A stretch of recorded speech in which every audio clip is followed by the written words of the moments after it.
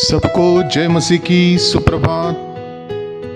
आज का हमारा पवित्र वचन 1 यूहन्ना इसका 5वां अध्याय और वचन 1 से लेकर 15 तक, इन वचनों को हम अध्ययन करेंगे। और जिस विषय पर आज हम चर्चा करेंगे वो विषय है संसार पर जय पाने वाला कौन है। संसार पर जय पाने वाला कौन है, ये एक प्रश्न चिन्ह है। और आगे हम इस वीडियो के माध्यम से इसे जानने की कोशिश करेंगे कि ये कौन है जो संसार पर जय पाता है। इसके पहले कि मैं इस वीडियो को स्टार्ट करूं, मैं कुछ बातें आपको रिकॉल करना चाहता हूं जो हमने पिछले वीडियो में देखी थी। पिछले वीडियो में हमने ईश्वरीय स्वभाव के सहभागी होने के लिए कौन कौन सी बातों को करना आवश्यक है, इनको हमने देखा था। और उस वीडियो का टाइटल जो था वो था ईश्वरीय बुलाहट और चुनाव।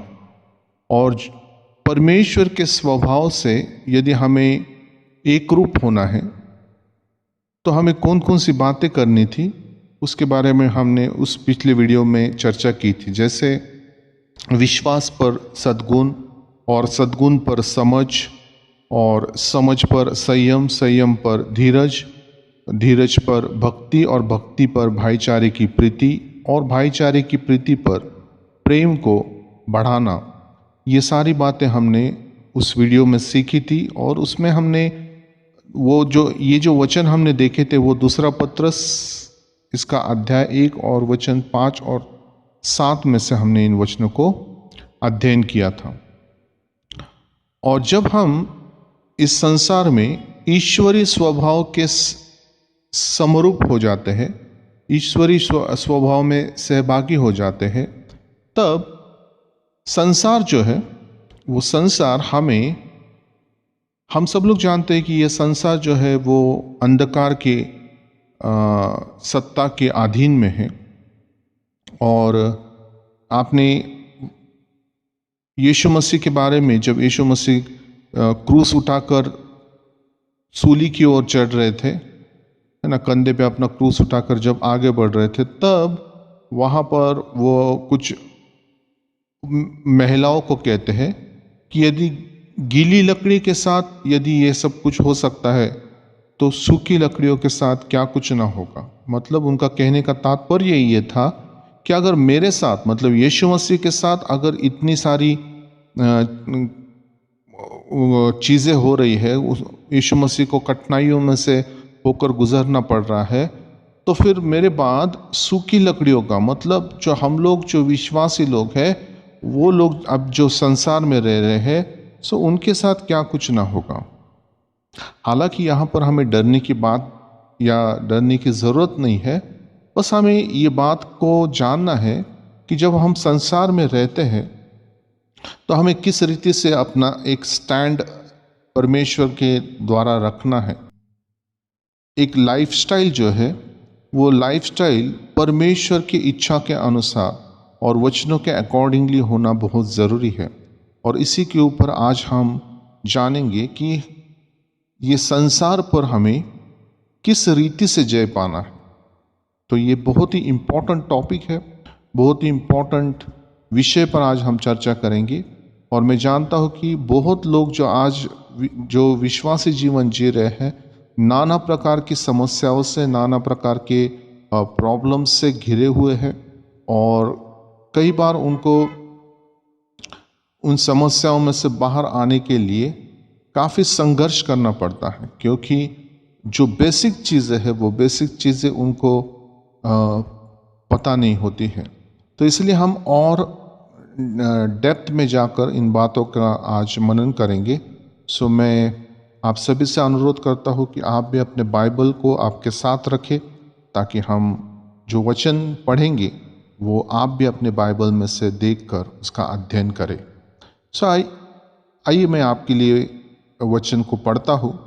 1 यूहन्ना इसका 5वां अध्याय और वचन 1 में लिखा है, जिसका यह विश्वास है कि यीशु मसीह है वह परमेश्वर से उत्पन्न हुआ है, और जो कोई उत्पन्न करने वाले से प्रेम रखता है वह उसे भी प्रेम रखता है जो उससे उत्पन्न हुआ है। तो ये वचन समझने में काफ़ी सिंपल है।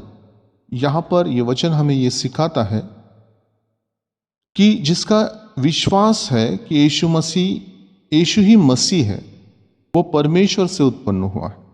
तो हम लोग सब लोग जानते हैं, हमने यूहन्ना इसका पहला अध्याय और वचन 12 और 13 में हमने पढ़ा कि जो कोई प्रभु यीशु मसीह पर विश्वास करता है उसका जो है वो नए सिरे से जन्म होता है, मतलब वो परमेश्वर से जन्म लेता है।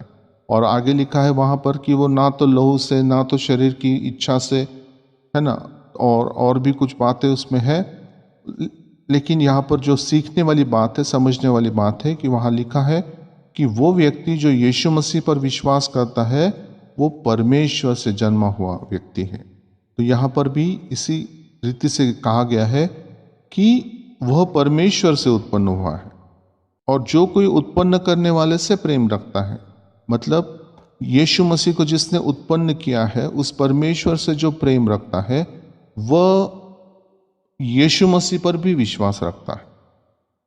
मतलब हम दोनों पर विश्वास रखते हैं, या पिता परमेश्वर से भी विश्वास, उसके ऊपर भी विश्वास करते हैं और यीशु मसीह पर भी विश्वास करते हैं। इसमें दूसरा वचन इस तरह से है, जब हम परमेश्वर से प्रेम रखते हैं और उसकी आज्ञाओं को मानते हैं तो इसी से हम जानते हैं कि हम परमेश्वर की संतानों से प्रेम रखते हैं। ये भी काफ़ी सिंपल है समझने के लिए। वहाँ लिखा है कि जब हम परमेश्वर से प्रेम रखते हैं और उसकी आज्ञाओं को मानते हैं, जब हम परमेश्वर की आज्ञाओं को मानते हैं और परमेश्वर से प्रेम रखते हैं, इससे ये बात कंफर्म हो जाती है कि हम परमेश्वर के संतानों से भी प्रेम रखते हैं। अब परमेश्वर के संतानों से कहा गया है, संतान मतलब यहाँ पर एक वचन नहीं है, बहुवचन का उपयोग हुआ है। इसका मतलब जिन जिन लोगों ने यीशु मसीह को अपना उद्धारकर्ता के रूप में मान लिया है वो सारे लोग परमेश्वर के संतान कहलाते हैं। और यदि वो परमेश्वर के संतान कहलाते हैं तो हम जो परमेश्वर में जो पहले चुने हुए लोग हैं उनको चाहिए कि हम उनसे भी प्रेम रखें जो परमेश्वर के संतान कहलाते हैं। तीसरा वचन हम पढ़ते हैं, क्योंकि परमेश्वर से प्रेम रखना यह है कि हम उसकी आज्ञाओं को मानें और उसकी आज्ञाएं कठिन नहीं।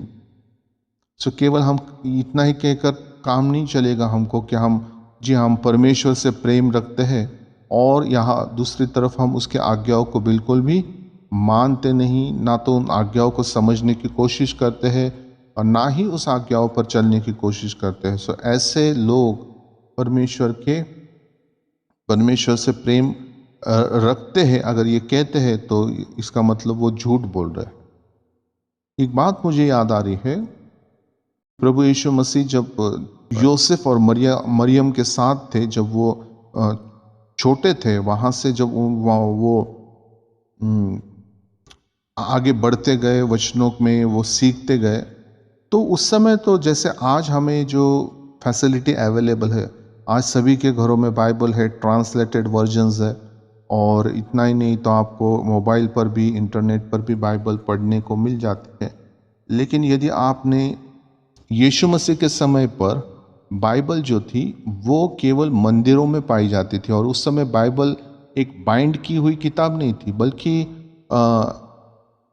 ऐसा कहा जाता है कि वो चर्म पत्री पर लिखे हुए कुछ स्क्रोल्स थे और वो केवल मंदिरों में रखे जाते थे, और याजक जो थे वो याजक एक नियोजित समय पर उन स्क्रोल्स को पढ़ते थे।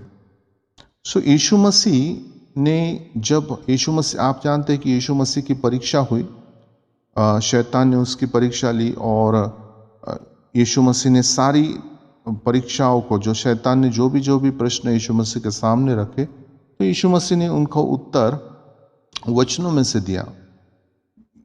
आप इतना ये भी जानते हैं आप कि जब वो 13 साल के थे तो मरियम और यूसुफ के साथ वो एक मंदिर में आए थे कुछ अर्पण करने के लिए, तो वहाँ पर भी ये पाया गया कि वो जो बाइबल के जानकार है, मतलब जो वचनों के जानकार जो पंडित थे, उनके साथ प्रभु यीशु मसीह जो है वो चर्चाएं कर रहे थे वचन के आधार पर, और वो सब लोग जो है वो चकित हो गए कि ये किसका बेटा है।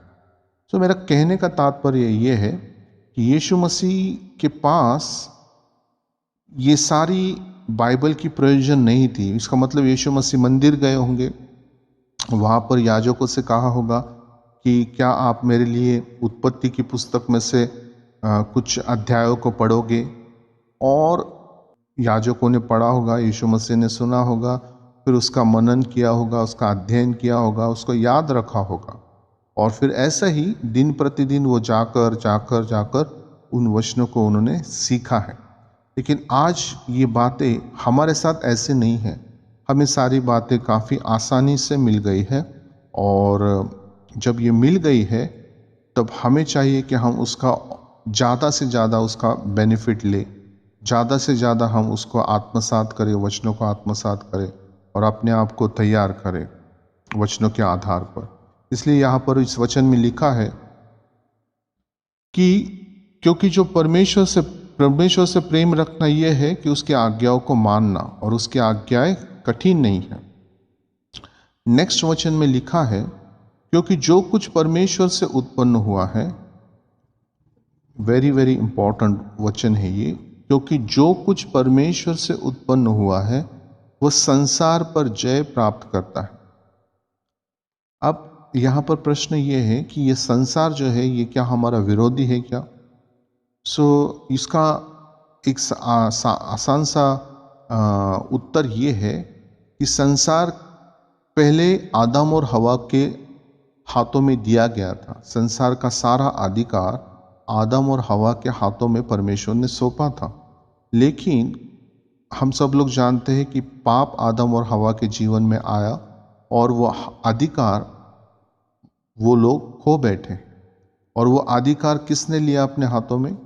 शैतान ने वो अधिकार अपने हाथों में ले लिया, और आज वो रूल कर रहा है। और यदि हम कहते हैं कि हम परमेश्वर से जन्मे हुए लोग हैं, तो परमेश्वर से जन्मे हुए लोग हैं तो हमारा जो मल युद्ध है, हमारा जो आत्मिक युद्ध है, वो उस शैतान से है।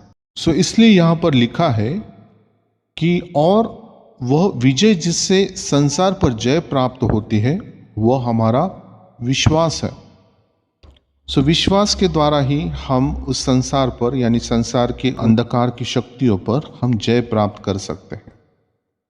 अब ये थोड़ा सा और टॉपिक थोड़ा मैं इन डेप्थ लेकर यदि जाना चाहूँ, और यदि आप चाहते हैं कि इसमें और हम मनन करें, तो मैं कुछ बातें आपसे यहाँ पर और वचनों के द्वारा बताना चाहूँगा।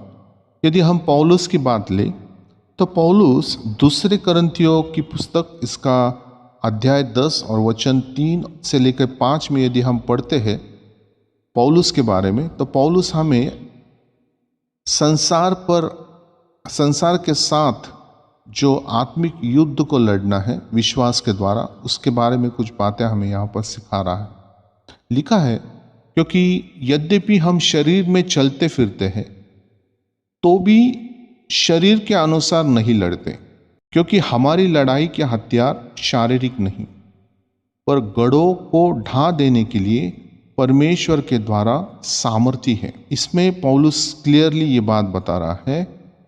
मतलब अगर यहाँ पर अगर हम उसका बैकग्राउंड यदि समझे तो पौलुस करंथियों के जो कलीसिया है उसको जब वो पत्र लिखता था तो वहाँ पर कुछ ऐसे लोग थे जो पौलुस की पत्रियों को देखकर काफ़ी प्रभावित होते थे। लेकिन जब प्रैक्टिकली जब वो पौलुस से मिलते थे तो वो ये कहते थे कि पौलुस को देख के तो ऐसा नहीं लगता है कि पौलुस ने ये पत्रियाँ लिखी है। मतलब वो लोग पौलुस का एक तरह से मजाक उड़ाने के जैसे वो करते थे, वो इस तरह से उसको उकसाने का काम करते थे शारीरिक रीति से। वो ये कहने की कोशिश कर रहे थे उससे कि तुम्हारी पत्रियाँ तो बहुत पावरफुल दिखती है, पढ़ने के बाद ऐसा लगता है कि लिखने वाला काफ़ी पावरफुल होगा या काफ़ी मतलब ताकतवर होगा, लेकिन जब हम आमने सामने जब तुमको देखते हैं तब तो ऐसा कुछ लगता नहीं है।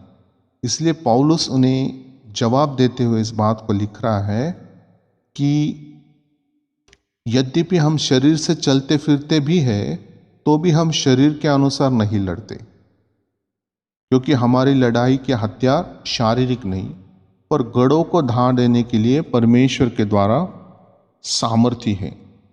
और आगे लिखता है पौलुस लिखता है, इसलिए हम कल्पनाओं और हर एक ऊंची बात को जो परमेश्वर की पहचान के विरोध में उठती है उसका खंडन करते हैं और हर एक भावना को कैद करके मसीह का आज्ञाकारी बना देते हैं। सो ये पौलुस का लड़ने का तरीका है, आत्मिक तरीका है। इससे हमें ये बात समझ में आती है कि संसार जो है, ये संसार हमें प्रैक्टिकली मतलब फिजिकली हमसे लड़ाई करने के लिए नहीं आता है, लेकिन जो बातें वो हमारे ओर लेकर आता है, हमारे मनों में वो डालता है, और वो बातें मैक्सिमम जो बातें होती है वो वचन के विरोध वाली बातें होती हैं, और जो हमें ऊपरी ऊपर तो बहुत अच्छी दिखाई देती है, लेकिन उसका मकसद या उसका इंटेंशन जो है वो इंटेंशन सही नहीं होता है। और वो वही लोग समझ पाते हैं जिनकी आत्मिक आंखें और आत्मिक कान हैं जो वो खुले हुए हैं, जो आत्मिक आंखों से और कानों से देखते और सुनते हैं, वो लोग उसे झट से समझ जाते हैं। इसलिए पौलुस ऐसे भी प्रार्थना करता है कि मैं परमेश्वर से प्रार्थना करता हूँ कि आपके क्या हो जाए, आपको ज्ञान और प्रकाश की आत्मा मिले, ताकि आप परमेश्वर की जो बातें हैं वो और गहराई से समझ सकें। परमेश्वर से ये बातें सीखने के लिए हम परमेश्वर से प्रार्थना कर सकते हैं कि परमेश्वर हमें भी वो ज्ञान और प्रकाश की आत्मा दे, ताकि हम संसार जिस रीति से हमें परमेश्वर के और परमेश्वर के उन बातों से जैसे अलग करने की कोशिश करता है या भरमाने की कोशिश करता है या उसके विरोध में कार्य करने की हमें उकसाता है, तो ये बातें हम झट से पहचान लेंगे। मैं हर एक बात जो है वो आपको मतलब इतने डिटेल से यहाँ पर अभी नहीं बता सकता, क्योंकि अगर ये बताने जाओ तो ये वीडियो जो है ये काफ़ी बड़ा और काफ़ी लंबा हो जाएगा। लेकिन मैं इतना ही कहना चाहता हूँ कि अंधकार की ताकत जो है वो आपके माइंड पर किसी भी रीति से है ना, किसी भी मेथड से अटैक कर सकती है।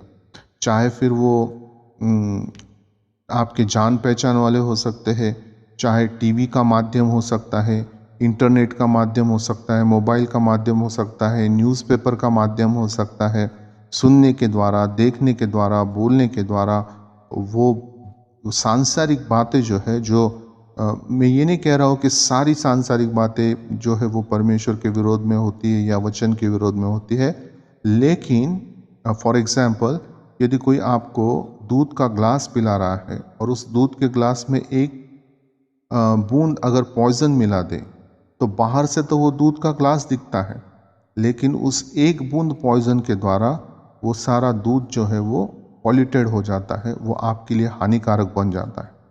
इसी रीति से सांसारिक बातों में भी जो बातें आपको ऊपर ही ऊपर तो बहुत अच्छी नज़र आती है, लेकिन उसके पीछे कुछ ऐसी बातें होती है जिसके द्वारा आपका आत्मिक जीवन जो है वो प्रभावित हो सकता है।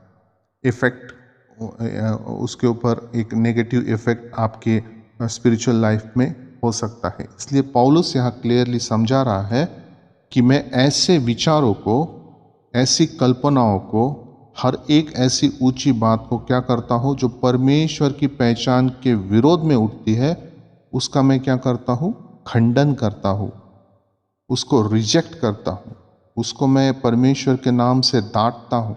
और ये सारी बातें वो पौलुस किस तरह से करता होगा, मैन टू मैन नहीं, मतलब वो शाब्दिक युद्ध नहीं लड़ रहा है यहाँ पर किसी मनुष्य के साथ, बल्कि ये सारी बातें वो प्रार्थना में करता होगा।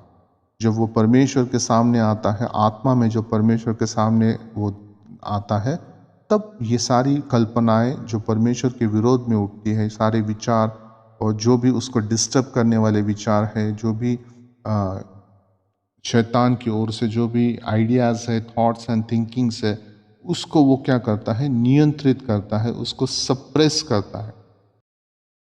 आगे लिखा है, और हर एक भावना को कैद करके मसीह का आज्ञाकारी बना देता है। So this is very important, जो आज हमें इन पौलुस के जीवन से ये बातें सीखनी है। यदि हमें संसार पर जय पाना है तो हमें परमेश्वर ने उसकी पवित्र आत्मा ऑलरेडी दे रखी है, और संसार की बात यानी वो अंधकार की ताकतें हैं जिनके विरोध में हमें खड़ा रहना है विश्वास के साथ, तब जाकर हम उन बातों के ऊपर जय प्राप्त कर सकते हैं।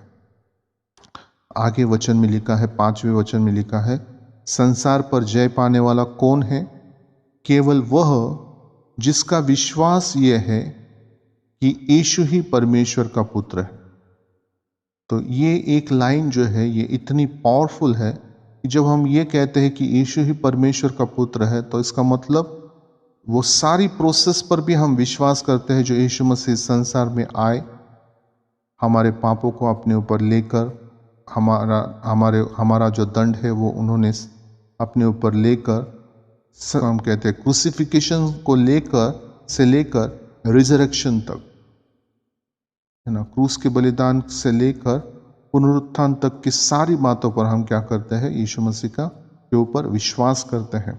और ये विश्वास ही जो है वो हमें संसार पर जय पाने के लिए क्या करता है, मदद करता है। और यही हमारा जिसको हम बोलते हैं बैकबोन है। और यीशु मसीह ही परमेश्वर के संतान हैं, इसकी गवाही यहाँ पर लिखी हुई है। वचन 6 में मैं आपके लिए पढ़ता हूँ, यही है वह जो पानी और लहू के द्वारा आया था, अर्थात यीशु मसीह, वो न केवल पानी के द्वारा वरन पानी और लहू दोनों के द्वारा आया था। सो ये कन्फर्मेशन है कि यीशु जो है वो परमेश्वर की ओर से आया, और इसकी गवाही कौन दे रहा है? पानी यानी बपतिस्मा। यीशु मसीह ने जब यूहन्ना से बपतिस्मा लिया और जब वो पानी से ऊपर आए तो क्या हुई? आकाश से एक वाणी हुई, और उस वाणी में ये सुनाई दिया कि ये मेरा प्रिय पुत्र है।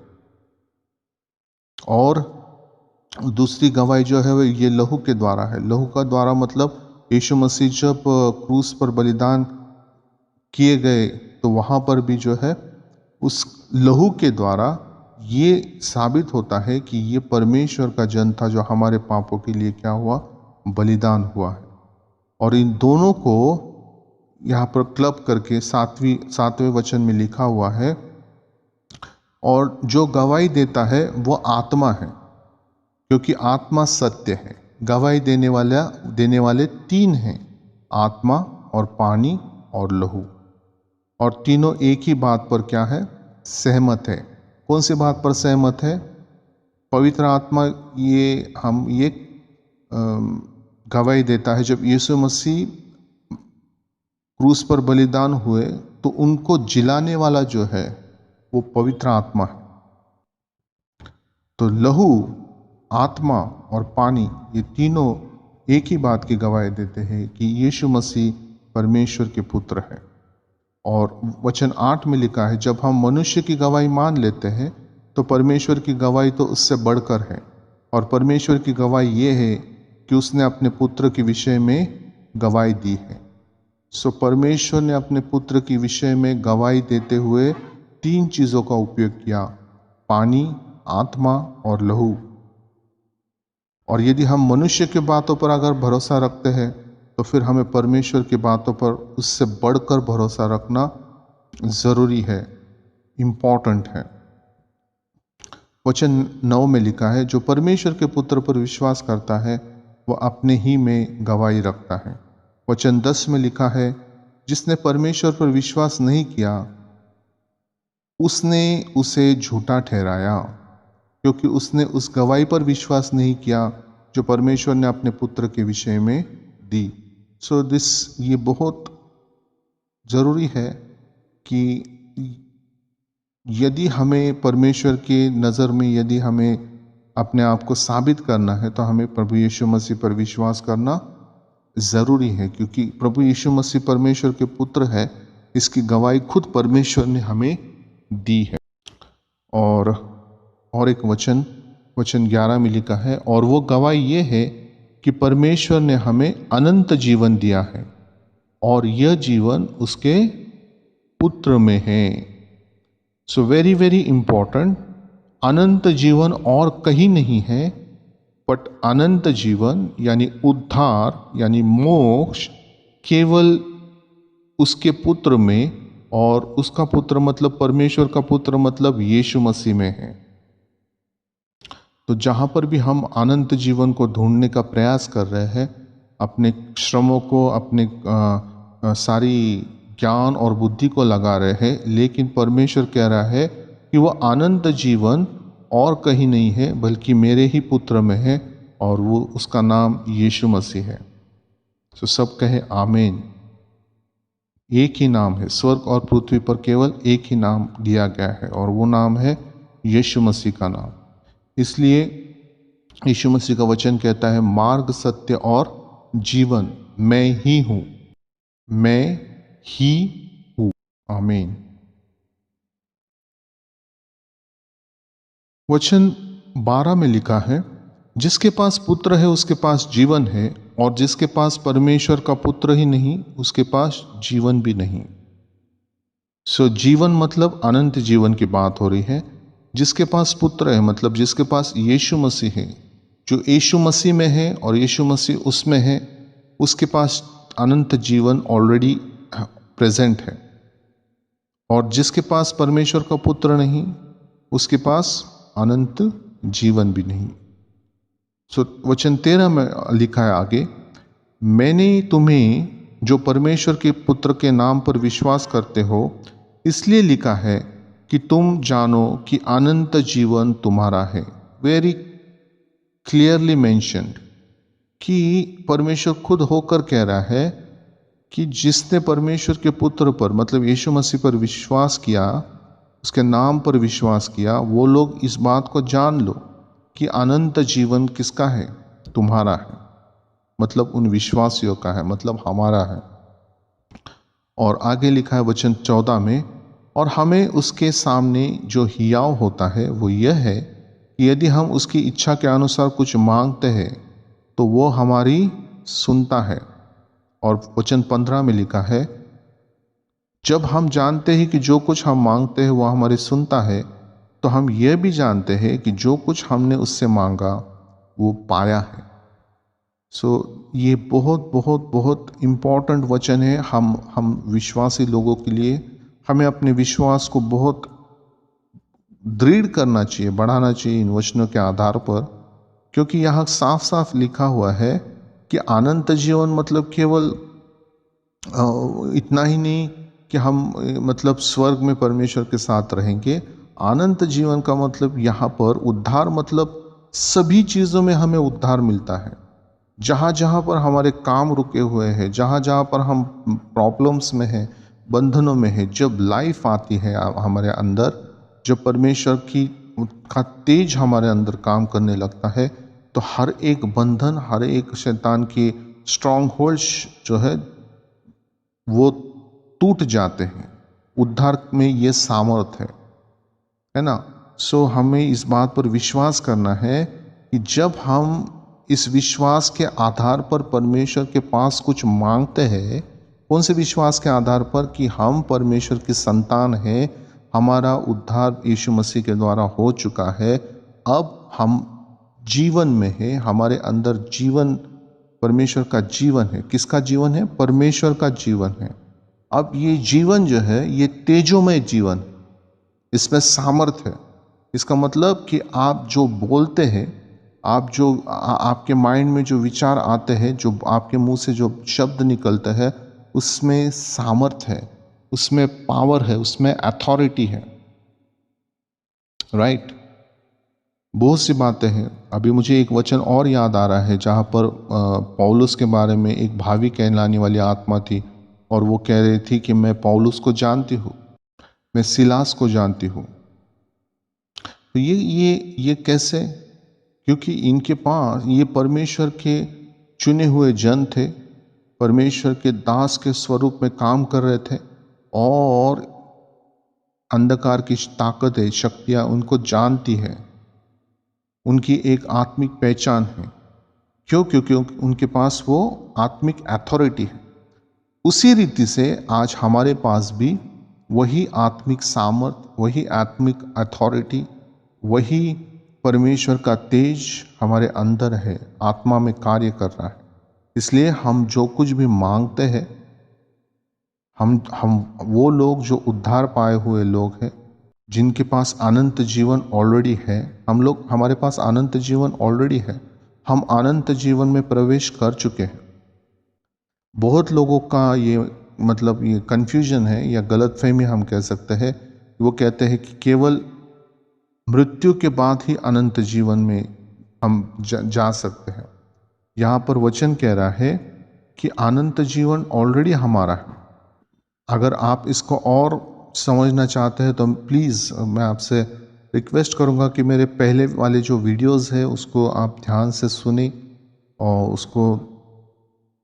उसके ऊपर मेडिटेट करें। वो सारी बातें मैंने काफ़ी स्टेप बाय स्टेप करके आपको समझाने की कोशिश की है, आपके कंसेप्ट्स को क्लियर करने की कोशिश की है।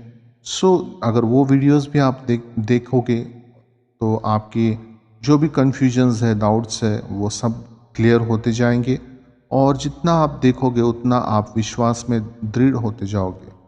और उसके साथ साथ आप बाइबल को भी पढ़ें, उसको पढ़कर उसके ऊपर भी आप मेडिटेट करें, ताकि ये दोनों चीज़ें मिलकर आपके विश्वास को एक नेक्स्ट लेवल पर ले जाएंगे। आमीन। यहाँ पर हमने लास्ट वचन में देखा 14 और 15 में कि विश्वास के साथ जो कुछ भी आप मांगते हो, है ना, आपको हियाव होता है। हियाव मतलब हमें एक धाड़स होता है कि हम परमेश्वर के संतान हैं, हम उद्धार पाए हुए लोग हैं। इसलिए हम जो कुछ भी मांगेंगे, जो कुछ भी हम परमेश्वर के सामने हमारी रिक्वेस्ट, हमारी इच्छा रखेंगे वचन के आधार पर, तो वो परमेश्वर जो है वो उसको क्या करेगा? सुनेगा। आमीन। और इतना ही नहीं, हमको ये भी विश्वास हो या कंफर्मेशन परमेश्वर दे देता है कि जो आपने मांगा है वो आपने पाया है। आमीन। मैं आशा करता हूँ कि आज हमने जो बातें सीखी है कि विश्वास के आधार पर हमें संसार के ऊपर जय किस रीति से प्राप्त करना है, और हमारा जो मल युद्ध है, जैसे हमने इफिसियों के पत्र में पढ़ा है, अध्याय 6 में पढ़ा है और वचन 11-12 से आगे है कि हमारा जो इस संसार में जो मल युद्ध है वो किसी इंसान के साथ हमारा कोई संघर्ष नहीं है, किसी इंसान के साथ कोई मतभेद नहीं है या कोई दुश्मनी नहीं है, बल्कि हमको बाइबल हमें ये सिखाती है कि आप अपने सभी विश्वासी भाई बहनों पर, आप अपने सभी लोगों पर, इस संसार के सभी लोगों पर आप क्या करो? प्रेम करो, किसी से घृणा ना करो। तो हमारा जो युद्ध है वो अंधकार की ताकतों से है, उस आकाश की दुष्ट शक्तियों से है जो अंधकार में है।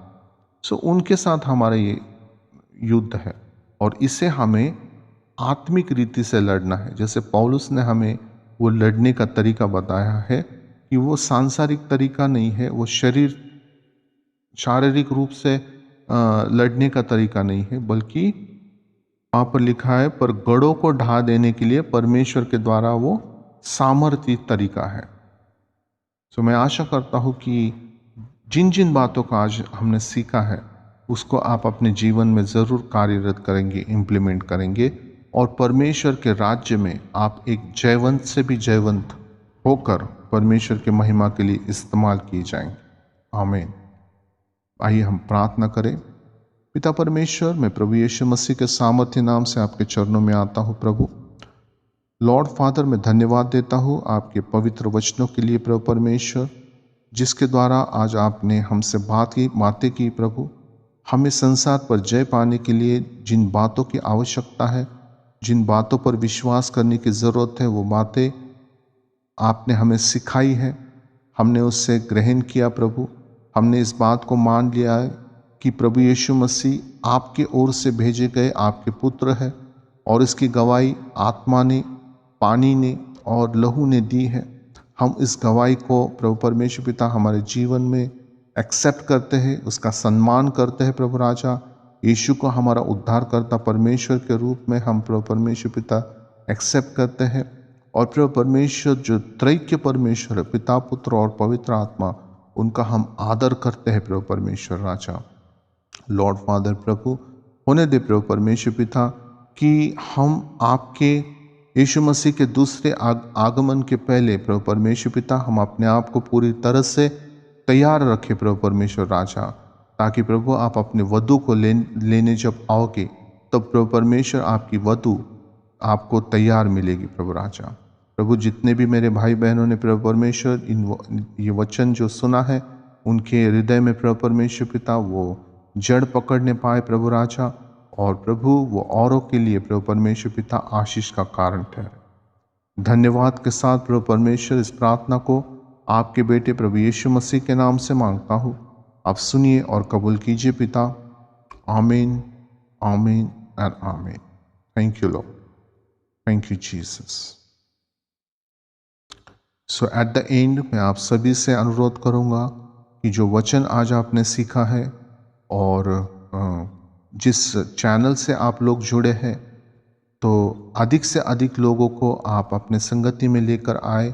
इस वचन के बारे में, इस चैनल के बारे में आप उनको शेयर कर सकते हैं, ताकि वो भी इस चैनल से जुड़कर और अधिक टीचिंग्स को वो सीखे, समझे, और वो भी अपने आत्मिक सफ़र को और मजबूती के साथ तय करें और परमेश्वर के राज्य में वो 100 गुना फल लाने वालों में से बने, और परमेश्वर की देह, प्रभु यीशु मसीह की देह जो है वो उन्नति पाए।